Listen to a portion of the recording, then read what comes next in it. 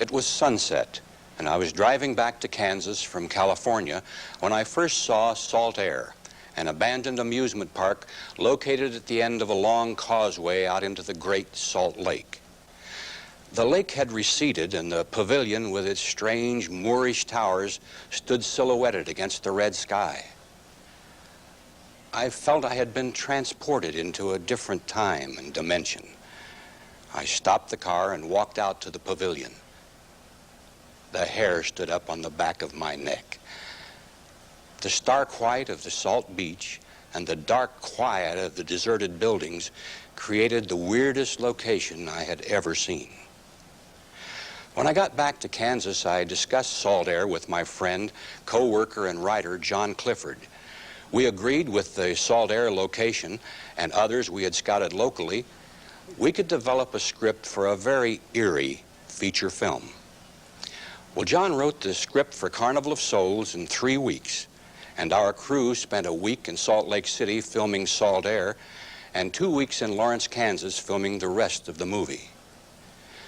We were naive enough to hope for the look of a Bergman film and the feel of a Cocteau.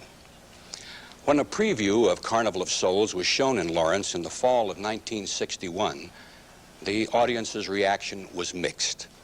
The Bergman look and the Cocteau feel were a little too far out for the time and place.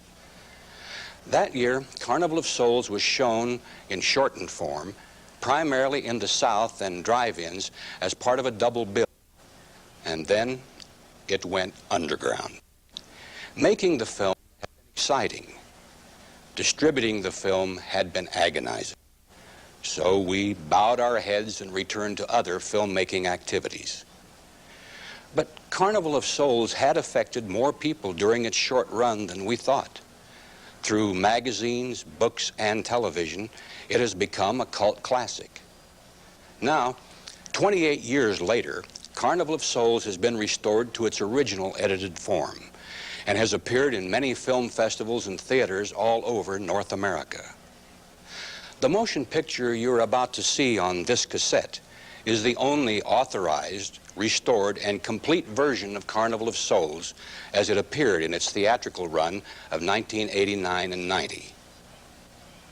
You know, you have to be careful about making a weird show or watching a weird show.